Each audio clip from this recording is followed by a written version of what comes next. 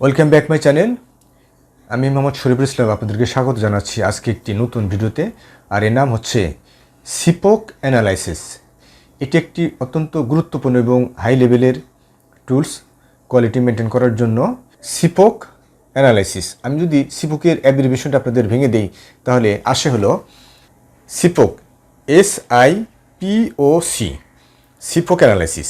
তো এসতে সাপ্লায়ার, আইতে ইনপুট, পিতে প্রসেস, ওতে আউটপুট, আর সিতে হলো কাস্টমার। তো একটি ম্যানুফ্যাকচারিং অর্গানাইজেশনও কিন্তু এই চারটি বিষয় নিয়েই আপনার মূলত কাজ হয়ে থাকে। পর্যায়ক্রমে আমি প্রত্যেকটি শব্দের ইংলিশে যে অর্থাৎ supplier, input, process, output, customer বিষয়টা আলোচনা করি। প্রথমে আছে সাপ্লায়ার। তো সাপ্লায়ার থেকে আমরা কি করি, ইনকামিং ম্যাটেরিয়ালস, অর্থাৎ যেমন আমি যেহেতু গার্মেন্টস ট্রেডে আছে, আমি গার্মেন্টসের দিয়ে উদাহরণ দিই, আপনারা যে অর্গানাইজেশনে থাকবেন সেই অর্গানাইজেশনে এটি আপনি অ্যাপ্লাই করতে পারবেন। তো আপনি ইনকামিং ম্যাটেরিয়ালস যেগুলো আছে সেগুলো কিন্তু আপনাকে কোয়ালিটি মেনটেন করতে হয়। যেমন গার্মেন্টস তৈরি করতে আমাদের কী লাগে, ফেব্রিক লাগে, অ্যাক্সেসরিজ লাগে। এগুলো আপনাদের কিন্তু অবশ্যই ইনকামিং ম্যাটেরিয়ালসগুলো ঠিক আছে কি না এটা কিন্তু আপনাকে অবশ্যই চিন্তা করতে হবে। এগুলো নিয়ে আপনাকে ভালো করে স্টাডি করতে হবে। এবং ইনকামিং ম্যাটেরিয়ালসগুলো আইএসও স্ট্যান্ডার্ড 9001:2015 একটা প্রিন্সিপালস আছে যে সাপ্লায়ার রিলেশনশিপ। সাপ্লায়ারের সাথে যদি আপনার সেরকম ভালো রিলেশন হয় তাহলে কিন্তু এই যে ফ্যাক্টরিতে আপনার যে ইনকামিং ম্যাটেরিয়ালস যেগুলো আসে এগুলো কিন্তু ইন্সপেকশন করার আর কোনো দরকারই নেই। সাপ্লায়ার যারা সাপ্লাই করছে এই ইনকামিং ম্যাটেরিয়ালসগুলো বা ফেব্রিক বা অ্যাক্সেসরিজগুলো, তারা কিন্তু ইন্সপেকশন স্টেপ বাই স্টেপ করেছে। তো ওই স্পেসিফিকেশন রিপোর্ট বা ফেব্রিক ইন্সপেকশন রিপোর্ট বা এই অ্যাক্সেসরিজ ইন্সপেকশন রিপোর্ট যদি ফ্যাক্টরিকে প্রোভাইড করা হয় তাহলে কিন্তু আমাদেরকে আর নতুন করে এই যে ফ্যাক্টরির ভিতরে, ফ্যাক্টরিতে আসার পরে যে সমস্ত রিপোর্ট আমরা কোয়ালিটি অ্যাক্টিভিটিস মেনটেন করি, ফেব্রিক ইন্সপেকশন, জিএসএম টেস্ট, তারপরে শেড ব্ল্যাঙ্কেট, তারপরে সিঙ্কেজ টেস্ট, তাই না, এই যে এগুলো করা হয় এগুলো কিন্তু আমাদের প্রয়োজন নেই। এখানে আমাদের প্রায় 15-20 জন লোক কাজ করে, এগুলো কিন্তু সেভ করা যেত। তো মার্শাল্লাহ আমাদের দেশে তো সেই রকম আর কি, পারলে চুরিদারি করে যেভাবেই হোক মানে ভুল ভ্রান্তি কিছু দিয়া ফ্যাক্টরিতে পৌঁছাতে পারলেই হলো, এই হলো বিষয়। তো যাই হোক ওদিকে না গেলাম। ইনকামিং ম্যাটেরিয়ালসগুলো আমাদের কিন্তু কোয়ালিটি অ্যাক্টিভিটিস মেনটেন করতে হবে, প্রপারলি রেকর্ড রাখতে হবে।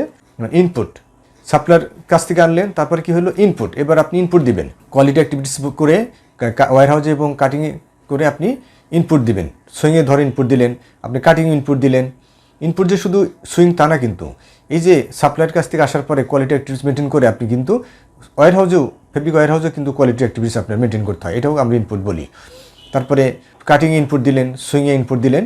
এই ইনপুটের সময় কিন্তু আমাদেরকে অনেক কিছুই দেখে নিতে হয়। কি দেখে নিতে হয়, যে এই যে ফেব্রিক ইন্সপেকশন ঠিকমতো হয়েছে কিনা, তারপরে রিপোর্টের সময় কোনো গণ্ডগোল আছে কিনা, তারপরে ফেব্রিক রিল্যাক্সেশন দেওয়া হয়েছে সেটা ঠিকমতো দেওয়া হলো কিনা, তাই না, এগুলো কিন্তু ক্রস চেক করে দেখতে হয়। অডিটর থাকে, অডিটর কিন্তু চেক করে দেখে। তাহলে কী হলো, সাপ্লায়ার গেল, ইনপুট গেল। এবার হলো পিতে প্রসেস।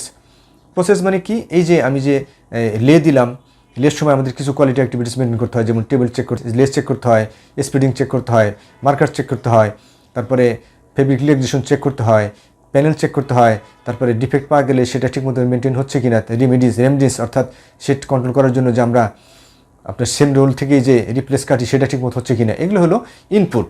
সেটা কাটিংও যদি যান, কাটিংও ইনপুট আছে। কোয়ালিটি অ্যাক্টিভিটিস করার জন্য আমাদেরকে কী করতে হয়, ট্রাফিক লাইট বোর্ড মেনটেন করতে হয়, কোয়ালিটি টুলস যেমন file, team card, approve sample, comments নিয়ে আমাদেরকে কাজ করতে হয়। ওগুলো ভালো করে কালেক্ট করে 100% শিওর হয়ে এনশিওর করে আমাদেরকে কী করতে হয়, ইনপুট দিতে হয়। ইনপুট দেওয়ার সময় আমাদেরকে সেই মোকআপ দিতে হয়, যথাযথ কোয়ালিটি ঠিক আছে কিনা, এসপি ঠিক আছে কিনা, স্টিচ ঠিক আছে কিনা, অ্যালাউন্স ঠিক আছে কিনা, প্রসেসটা কোয়ালিটি মিট করতেছে কিনা, বাইরের রিকোয়ারমেন্টস ঠিক আছে কিনা, এগুলো আমাদের দেখতে হয়। তাহলে কী হলো, সাপ্লায়ার গেল, ইনপুট গেল, প্রসেস গেল। তাহলে আউটপুট থেকে আপনি চেক করলেন গার্মেন্টস আপনার যে অ্যাপ্রুভ স্যাম্পল আছে সেই অ্যাপ্রুভ স্যাম্পলের সাথে আপনার কোনো আছে কিনা, ডিফারেন্স আছে কিনা, ভ্যারিয়েশন আছে কিনা, সেগুলো নিয়ে আপনাকে কাজ করতে হবে। Process, output. এবার হলো কাস্টমার।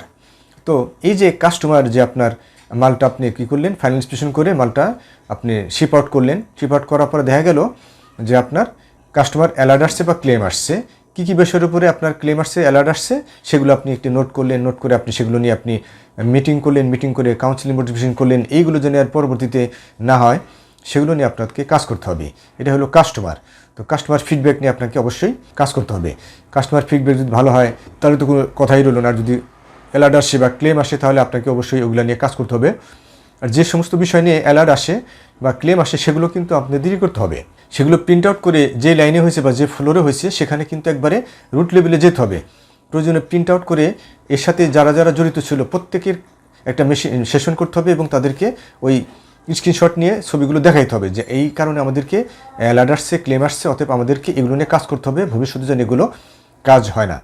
একটা বিষয় বলে রাখি, সেটা হলো গার্মেন্টস ট্রেডে এত সমস্যা হওয়ার কারণ হলো এটা হিউম্যান টাচের কাজ। কারণ আমাদের প্রতিটা উৎপাদনের প্রতিটি পর্যায়ে আমাদের হাজার হাজার লক্ষ লক্ষ লোকের টাচে কাজ হয়। এখানে মানুষের হাত সমান না, এখানে মানুষের কাজ করে সমস্যা হতেই পারে, হবেই। ওষুধ ফ্যাক্টরিতে বা একটা সিরামিক কোম্পানিতে মেশিনের ইনপুটে রমেল মেটেরিয়ালস দিয়ে দেয়, কোনো হাতের স্পর্শ ছাড়াই কিন্তু মেডিসিন তৈরি হচ্ছে।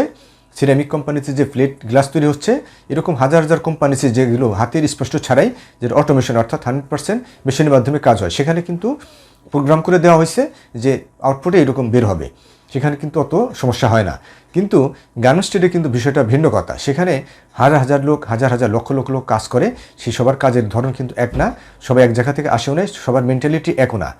বিভিন্ন জায়গার মানুষ, বিভিন্ন গোত্রের মানুষ, বিভিন্ন শ্রেণীর মানুষ, বিভিন্ন বিষয়ের মানুষ এখানে আসছে, প্রত্যেকের মন মানসিকতা এক না। এই জন্য গার্মেন্টস ট্রেডে এত সমস্যা হয়। যেহেতু হিউম্যান টাচের কাজ, এই জন্যে গার্মেন্টস ফ্যাক্টরি পরিচালনা করার জন্য খুবই দক্ষ ম্যানেজমেন্টের প্রয়োজন হয় এবং পর্যায়ক্রমে দেখে দেখে ভালো ভালো লোক, যদি প্রতিটা ডিপার্টমেন্টে যদি খুব দক্ষ ট্যালেন্ট লোক হয়, তাহলে সে একটা গার্মেন্টস সেক্টর ভালো করা যায়। কারণ এখানে হিউম্যান টাচের কাজ হয়। আর যেখানে আপনার মেশিনে কাজ হয়, সেখানে ইনপুট থেকে আউটপুট যখন মেশিনে একটা প্রোডাক্ট ফিনিশড গুড হয়, সেখানে কিন্তু অত খুব একটা দরকার হয় না। যাই হোক, তো ওদিকে না গেলাম। তো আজকে আলোচনা করলাম আপনার হলো সিপোক অ্যানালাইসিস, অর্থাৎ supplier input process output customer.